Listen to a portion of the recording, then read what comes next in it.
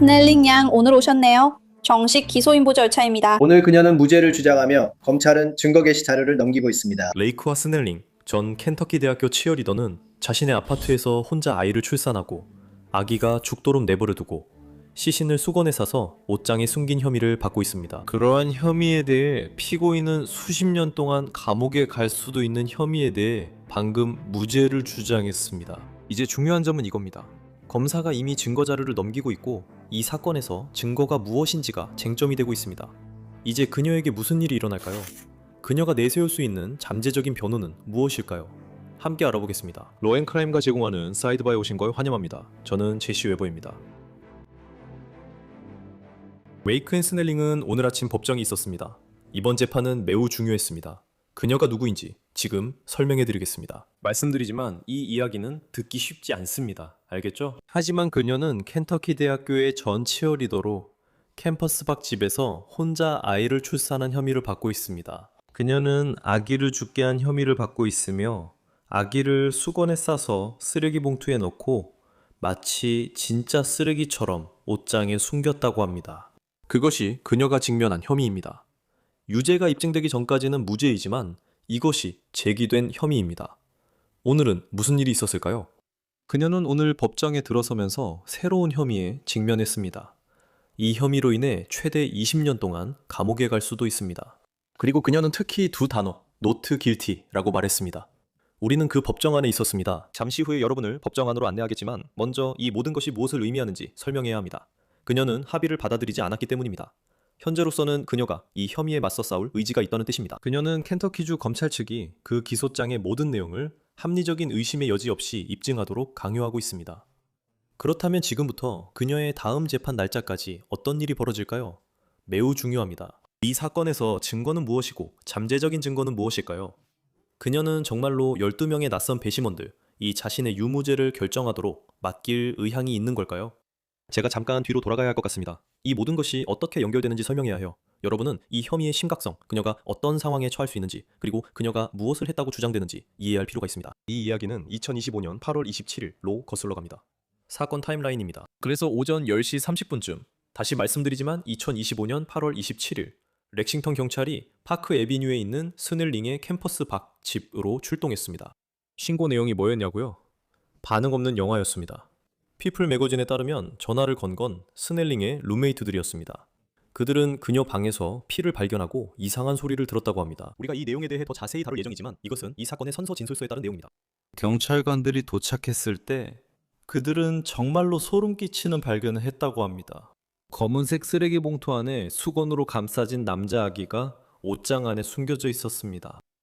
이것이 제기된 세부 내용입니다. 아기는 현장에서 사망 판정을 받았고 만삭의 아기였던 것으로 전해졌습니다. 다음 부분입니다. 피플 매거진과 관련 문서에 따르면 스넬링은 그 자리에 없었습니다. 그녀는 집을 떠나 수업에 갔다고 혐의를 받고 있지만 실제로 수업에 들어갔는지에 대해서는 논란이 있습니다. 다시 말하지만 그녀는 막 출산했다는 의혹이 있었고 아기의 시신을 숨겼다는 의혹이 있음에도 불구하고 이런 일이 있었습니다.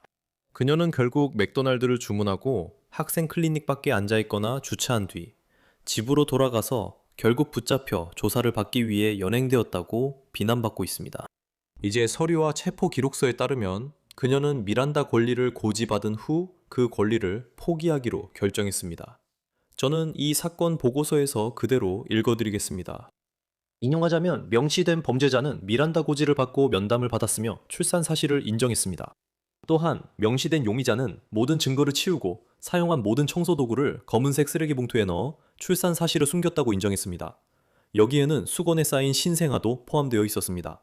출산 증거를 치우는 과정에서 명시된 용의자는 신생아를 수건에 싸서 검은색 쓰레기 봉투에 넣는 방식으로 자신이 출산했다는 증거를 조작했습니다. 명시된 용의자는 보통 사람들의 가족적 정서를 해칠 방식으로 시신을 다뤘습니다. 이것이 곧 들으시게 될 혐의로 이어집니다. 이제 이것은 경찰의 진술임을 기억하십시오. 변호인 측이 그 자백 주장을 다툴지 지켜보겠습니다. 하지만 나중에 드러난 혐의 내용들이 이 사건을 단순히 불쾌한 수준에서 완전히 참혹한 사건으로 바꿔놓았습니다. 켄터키 대학교 학생신문인 켄터키 커넬이 입수한 법원 문서에 따르면 스넬링이 경찰에게 했다고 전해진 진술 내용이 해당 언론이 검토한 문서에 드러났습니다. 스넬링은 그날 새벽 4시 30분쯤 혼자 아이를 출산했다고 진술했습니다. 그녀는 경찰에 아기가 바닥에 떨어졌고 숨을 쉬지 않거나 살아있지 않다고 진술한 것으로 전해졌습니다. 그녀는 약 30분 정도 깨어 있다가 아기 위에서 잠이 들었다고 진술한 것으로 전해졌습니다. 그녀는 깨어나자 아기가 파랗고 보라색으로 변해 있었다고 진술했습니다. 그녀는 아기가 살아있다고 생각하지 않았다고 전해졌습니다. 그리고 그녀는 아기를 브리토처럼 감싸고 자신이 위로의 순간이라고 표현한 상황에서 아기 옆에 누웠다고 진술한 것으로 전해졌습니다. 그녀는 그날 아침 수업에 가기 위해 일어났을 때 아기를 수건으로 감싸고 시신을 쓰레기 봉투에 넣은 뒤 옷장에 두고 종이 타월로 피를 닦아내고 태반은 지퍼백에 넣은 다음 집을 나선 것으로 전해졌습니다. 그녀는 수업에 가려고 했지만 가지 않았다고 진술한 것으로 전해졌습니다. 그녀에 따르면 대신 차 안에 앉아 있었다고 합니다. 법원 문서에 따르면 그녀는 앱으로 맥도날드를 주문한 혐의를 받고 있으며 이를 입증할 디지털 영수증이 있는지도 지켜보겠습니다. 하지만 이 모든 일이 벌어지는 동안 스넬링은 집에 룸메이트들과 함께 있었고 그녀가 출산 중이었다고 주장한 그 시간쯤에 한 룸메이트가 스냅챗 그룹에 무언가 떨어지는 소리를 들은 것 같다고 메시지를 보냈기 때문에 의심을 품게 된 것으로 전해졌습니다. 다른 룸메이트는 약 1시간 소음을 들었다고 전해졌습니다. 그리고 켄터키 커넬에 따르면 스넬링은 이 단체 채팅방에서 그 소음이 자신이 밥을 먹지 않아 쓰러진 소리라고 답했고 몸이 좋지 않았으며 병원에 갈 계획이라고 말했다고 전해졌습니다. 스넬링이 수업에 갔다고 알려진 후 룸메이트들은 그녀의 방에 들어갔고 피로 흠뻑 젖은 수건을 발견한 것으로 전해졌습니다. 그들은 출산의 증거가 담긴 비닐봉지를 발견했고 아기도 발견한 것으로 전해졌습니다. 그리고 그때 경찰에 신고했습니다. 이후 스넬링은 결국 병원에 갔습니다. 이 부분이 중요한데 병원에서 그녀는 경찰에게 말한 것과는 다른 이야기를 의료진에게 했다고 전해졌습니다. 그녀는 아기에게 약간의 태동이 있었다고 말한 것으로 전해졌습니다. 또 아기가 낑낑거리는 소리를 냈다고 했고 아기가 살아있었다고 추측했다고 말했습니다. 이것은 법적 맥락에서 매우 중요한 부분입니다. 왜냐하면 아기가 살아있었는지 아니면 이미 사망했는지 그리고 아기가 어떻게 사망했는지가 이 사건의 핵심이기 때문입니다. 이것이 매우 중요합니다. 우리는 이전에도 이런 사건들에서 이런 점을 자주 봤습니다. 사산과 출생 후 사망은 차이가 있기 때문입니다. 완전히 다릅니다. 그리고 부검이 실시되었습니다. 보도에 따르면 부검 결과 아기가 살아서 태어났다는 내용이 포함되어 있었다고 합니다. 사망 원인은 방법이 특정되지 않은 질식사입니다. 이 부분은 전문가들 사이에서 치열한 공방이 있을 것이라고 확신합니다. 사망 원인과 아기에게 무슨 일이 있었는지 변호인과 검찰 전문가가 각각 의견을 제시할 것입니다. 수사관들은 이 사건을 조사할 때 아파트 안에서 발견된 것에만 의존하지 않았습니다. 그들은 바로 스넬링의 디지털 흔적을 추적했습니다. 그게 무슨 뜻이냐고요? 여러 수색영장과 관련된 선서 진술서에 따르면 경찰은 스넬링의 휴대폰을 압수했고 스냅챗, 인스타그램, 페이스북, 그리고 그녀의 어머니와 연결된 공유 아이클라우드 계정 등 여러 온라인 계정에 접근하려고 했다고 합니다. 그들이 발견했다고 주장하는 내용은 매우 의미심장합니다. 수사관들은 임신과 관련된 일련의 검색 기록과 함께 스넬링이 진통 중인 사진, 그리고 일반적으로 임신 말기에 기대할 수 있는 모습과는 일치하지 않는 사진들을 발견했다고 보고했습니다. 당국은 진통 중 촬영된 사진 등 일부 이미지가 삭제됐다고 주장하며 이것이 의심을 샀다고 밝혔습니다. 그들 관점에선 출산뿐 아니라 임신 자체를 숨기려 했을 수도 있음을 시사했습니다. 그래서 그들은 더 넓은 접근을 요구한 것입니다. 그 영장 요청서에서 수사관들은 그녀의 소셜미디어와 클라우드 계정에 임신, 아기의 출생, 그리고 궁극적으로 아이의 죽음과 관련된 삭제된 자료를 포함한 중요한 증거가 있을 수 있다고 분명히 밝혔습니다. 그래서 첫째로 그것은 그들의 사건을 입증하는 데 사용될 수 있을 뿐만 아니라 둘째로 우리가 다른 사건들에서 봤던 것처럼 어떤 주장을 반박하는데도 활용될 수 있다는 점으로 이어집니다. 여기서 피고인이 나는 임신한 줄 몰랐다, 진통이 올 때까지 몰랐다고 주장할지 모르겠지만 만약 이 증거가 사실이라면 그 주장을 입증하기 어려울 수 있습니다. 그래서 스넬링은 처음에 시신 훼손, 물적 증거 조작, 그리고 영아 출생 은폐 혐의로 체포되어 기소되었습니다. 그녀는 아직 사망사건 관련 혐의로 기소되지는 않았습니다. 그녀는 당시 그 혐의들에 대해 무죄를 주장했습니다. 그리고 10만 달러의 보석금을 내고 풀려났습니다. 그녀는 전자발찌를 찬 채 테네시주 아버지 집으로 풀려났고 몇 달간 변화가 없었습니다. 2026년 3월 대배심이 소집됐습니다. 그리고 그들은 모든 것을 바꿔놓은 새로운 혐의를 추가했습니다. 3월 11일 페이엇 카운티 대배심은 레이크와 스넬링을 1급 과실치사 혐의로 기소했습니다. 기소장 내용을 정확히 읽어드리겠습니다. 인용하자면 2025년 8월 27일경 켄터키주 페이엇 카운티에서 위에 명시된 피고인은 1급 과실치사를 저질렀습니다. 영아에게 심각한 신체적 상해를 입힐 의도로 또는 영아를 사망에 이르게 할 의도로 영아의 죽음을 초래했습니다. 그녀가 극도의 감정적 동요 상태에서 행동했기 때문에 살인에 해당하지 않는 상황에서 발생한 일입니다. 그녀가 고의로 영아를 학대해 사망에 이르게 했으며 이에 대해 두 가지 이론이 있습니다. 이것은 아마도 B급 중범죄로 켄터키주에서는 20년 징역형에 해당하는 것으로 알고 있습니다. 참고로 그녀는 시신 학대, 증거 조작, 영아 출생 은닉 등 다른 혐의도 받고 있습니다. 참고로 마지막 혐의는 경범죄입니다. 믿기 어렵겠지만 1년을 넘는 징역형은 받지 않습니다. 하지만 이 모든 혐의들을 종합하면 그녀는 상당한 기간의 실형을 받을 가능성이 있습니다. 그리고 그 결과 오늘 아침 2026년 4월 10일 페이옙 카운티 수뇌법원에서 레이크와 스넬링은 새 과실치사 혐의에 대한 정식 기소 인부 절차를 위해 그 법정에 들어섰습니다. 그리고 실제로 무슨 일이 있었는지 그대로 들려드리겠습니다. 짧았지만 정말 중요한 순간이었습니다. Listener. 그건 레이크와 스네일링이야. 스네일. 알겠어. 부인 레이크와 스네일이신가요? 네. 스넬링 맞으신가요? 스네일링. 좋아요. 이제 26CR 209 사건을 호명하겠습니다. 스넬링 씨, 오늘 오셨네요. 정식 기소인부 절차이고 로우리 씨, 기록상 변호인이 되실 건가요? 레이시 씨와 저는 이미 그리고 네시 씨와 저는 브랜든 마샬도 있습니다. 저는 마셜이고 당신은 마샬이죠? 네시가 아니라 레이시 씨 오늘 아침 늦게 모두 그리고 검사 측은 누구시죠? 좋아요, 네시 양 감사합니다. 그리고 로리 씨, 기소장 공식 낭독을 포기하시겠습니까? 저희는 무죄를 주장합니다.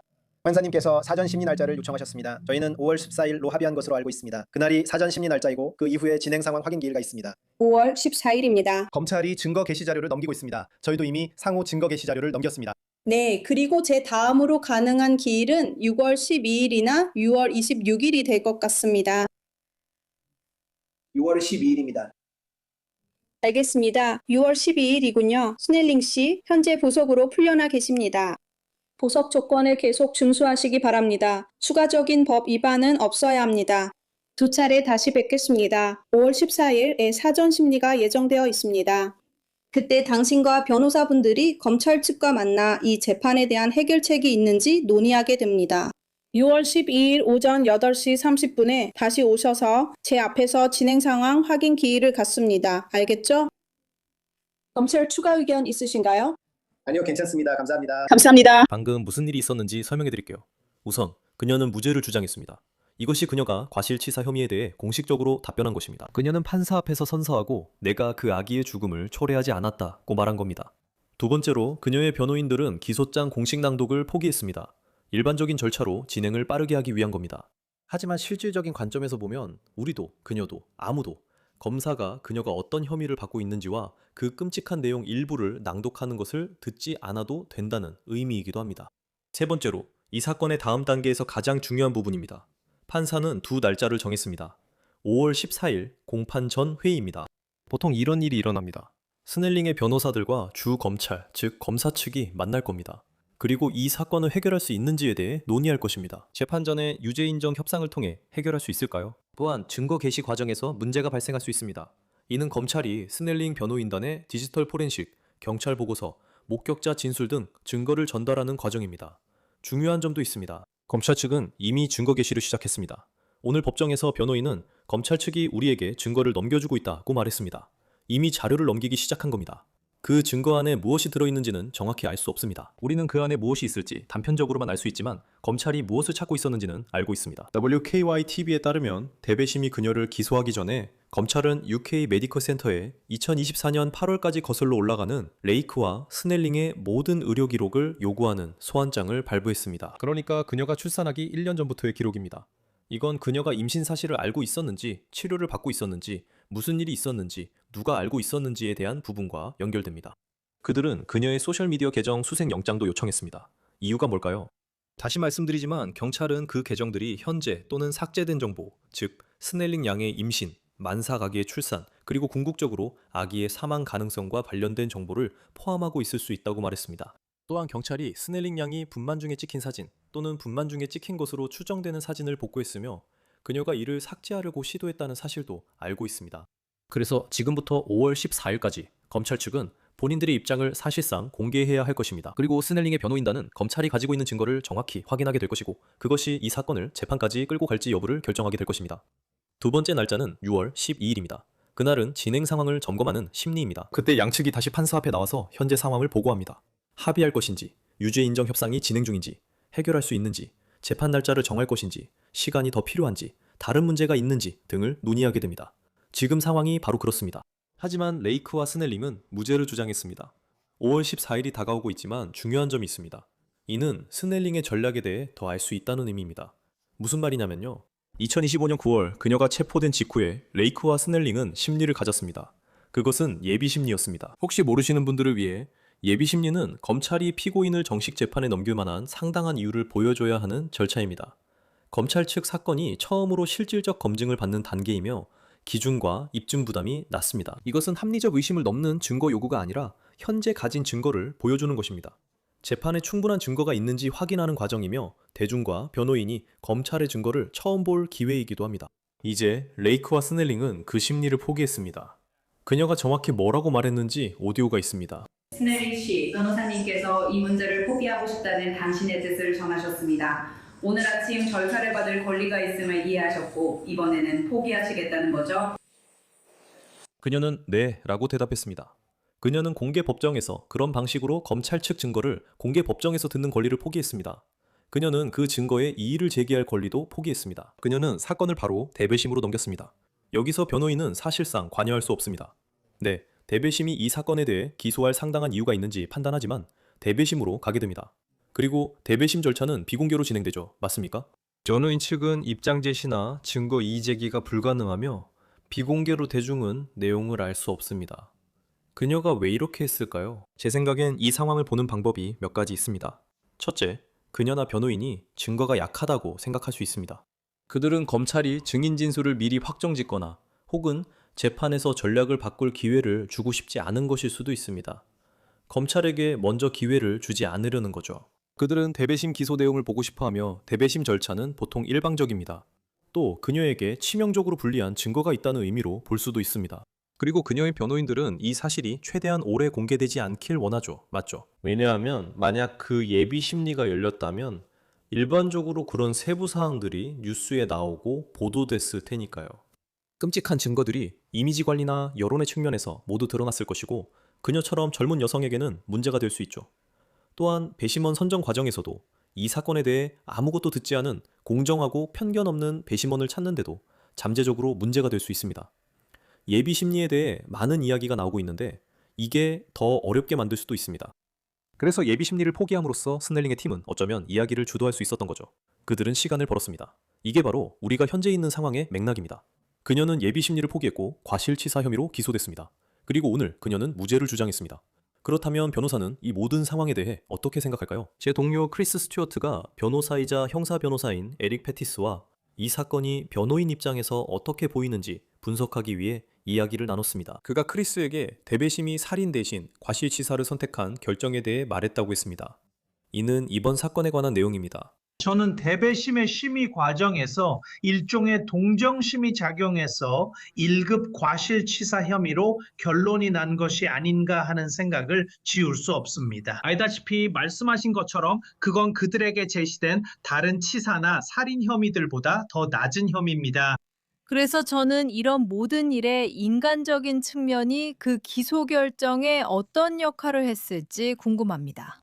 더 중한 치사 혐의가 제시됐는지는 확실하지 않지만 흥미롭습니다. 그래서 검찰만 듣는 대배심도 스넬링에게 동정심을 느꼈을 수 있습니다. 젊은 대학생이자 치어리더였고 혼자 임신해 당황했을 테니까요. 아마 과실치사 혐의만 제시했을 수도 있습니다. 하지만 동정심도 한계가 있음을 말씀드리고 싶습니다.